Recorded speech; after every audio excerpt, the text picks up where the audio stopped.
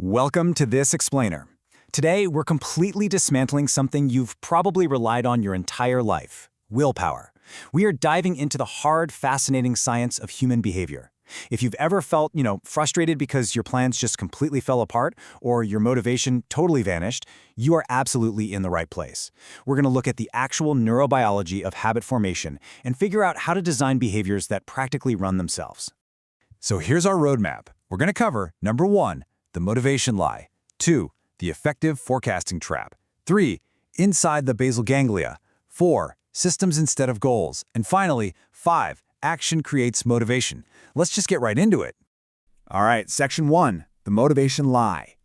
Let's kick things off by confronting the absolute biggest myth in the entire self-help space. This incredibly stubborn idea that you need motivation to start doing something. We're constantly told, right, that we just need to push harder, and that failing to stick to a habit is somehow a character flaw. But science says otherwise. Motivation is a lie. Relying on internal restraint to maintain consistency is what behavioral scientists call an ecological mistake. Basically, that means our modern reliance on willpower is totally mismatched with how our biology actually evolved to work. Self-control is just not a reliable fuel source. It burns out. If you're relying on sheer willpower to get yourself to the gym or write that novel, you're setting yourself up for guaranteed failure, simply because you're using the completely wrong kind of cognitive energy.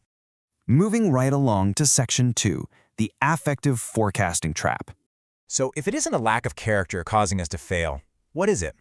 Well, it's actually a glitch in our brain's predictive software. Let me ask you this. Why do we always overbuy groceries when we go to the store hungry? Come on, you've done it. I've definitely done it. You walk in absolutely famished, and suddenly you're buying enough food to feed a small army for a month. When we're hungry, our brain tricks us into predicting we'll be hungry all week. We rely entirely on our present state to predict our future needs. And this perfectly illustrates a concept called affective forecasting. This is the cognitive process where we try to predict our future emotional states, but it gets deeply, deeply distorted by whatever visceral feelings we're experiencing right now. So when we're exhausted today, we falsely convince ourselves that our future self tomorrow will somehow magically possess all this energy and motivation that we currently lack. We comfortably and dangerously push tasks off, thinking tomorrow's version of us is going to be some sort of superhero. Our predictive software basically has 4 major bugs. First up is impact bias, which is where we overestimate how intensely a future event is going to affect us.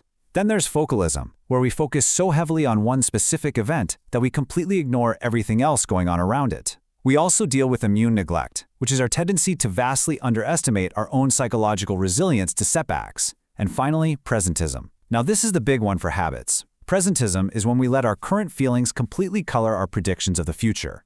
We essentially let our present, unmotivated self completely sabotage our future self. Section 3.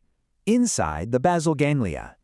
Let's move down into the physical hardware of your brain to see how all this works. This lays out your brain's operations center, the basal ganglia.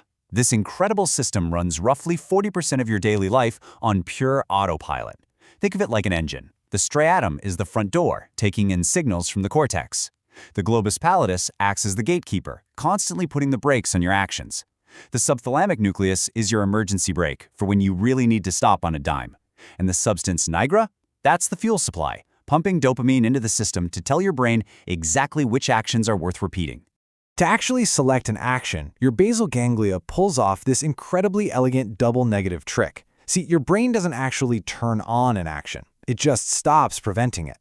The direct pathway is your go signal. It works by inhibiting the inhibitor. It literally stops the stopping, which releases the brake on a specific behavior. Meanwhile, the indirect pathway is the no-go signal, keeping all the other competing actions suppressed and locked down. So action selection is really just action disinhibition. It's fascinating. Back in the early 2000s, an MIT researcher named Anne Grabiel observed rats learning a maze and figured out exactly how this hardware creates habits. Initially, the rats' brains fired constantly as they navigated. But as the route became a habit, their brain activity spiked at the start, went almost totally quiet in the middle, and then spiked again at the reward. The basal ganglia had actually compressed the behavior into a single, automated chunk. This is the famous habit loop. A cue triggers the circuit. The routine executes automatically to save your prefrontal cortex's precious energy, and the reward delivers a hit of dopamine to reinforce the loop for the next time. Section 4. Systems instead of goals. Now that we understand the hardware, how do we program the behavioral software in our everyday lives? Well, the crucial point is summarized perfectly by this rather provocative quote from Scott Adams. Goals are for losers, systems are for winners. Now, why on earth would he say that? Because heavily goal-oriented people live in a state of continuous pre-success failure. Think about it. Every single day you haven't reached your goal, you are technically failing, and you have to constantly fight off that discouragement until you finally hit that distant target. Let's look at the difference here. Setting a goal like lose 10 pounds by June sets you up for daily disappointment. And honestly, even if you hit it, you're usually left with this empty, okay, now what feeling. But a system, something like be active every day, that creates a winner every single day. A system focuses entirely on the daily input, the journey itself, rather than the destination. It gives you flexible, energizing daily victories that keep that dopamine flowing and keep those habits forming. To build these systems, we look at B.J. Fogg's behavior model, where behavior equals motivation, ability, and a prompt. But here is the absolute secret to this. You don't focus on motivation. You shrink the ability down so incredibly small that motivation barely even matters. First, you set a prompt. You anchor the new behavior to something you already do every day, like pouring your morning coffee. Then you make the behavior tiny. I'm talking doing exactly 2 push-ups tiny, not a full 45-minute workout, literally just 2 push-ups. And finally, you celebrate immediately to wire in that dopamine reward. You reduce the cognitive friction so much that your basal ganglia literally cannot say no. Actually, I want to pause right here to shatter a very stubborn myth. You've almost certainly heard that it takes 21 days to build a habit. Well, that is entirely false. Research by Philippa Lally at University College London shows that 66 days is actually the median time required to build true dopamine-sculpted automaticity. And for some really complex behaviors, it can take over 250 days. Repetition is non-negotiable here, folks. You are slowly building a physical neural highway in your brain, and that just takes time. All right, section 5, action creates motivation. Let's look at our final concept, which introduces some clinical proof that completely flips our conventional understanding of productivity totally upside down. We're talking about behavioral activation. This is a frontline, evidence-based treatment used for things like depression and anxiety, and the core premise is revolutionary for anyone trying to build a habit. Action absolutely must come before motivation. Waiting to feel ready or waiting for motivation to strike just keeps you stuck in this endless avoidant loop. You must act to feel, not feel to act. Just look at this timeline. At minute 0, your mood is low, right? You have 0 motivation. But you force your tiny system. You go for that walk anyway. By minute 10, your energy rises just a little bit. By minute 60, your mood has actually improved because of the positive reinforcement and the feedback from your environment.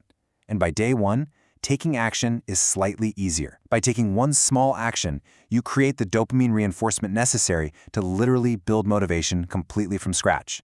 And that brings us to the ultimate question. Almost half of your daily actions are run by the basal ganglia on pure autopilot. You train these habits over thousands of repetitions, often entirely by accident. So what's it going to be? Will you keep running on accidental programs dictated by cognitive biases and the motivation lie? Or will you start deliberately coding your basal ganglia today using tiny systems and proactive behavior? The hardware is sitting right there in your head, just waiting for you to program it. Use it wisely.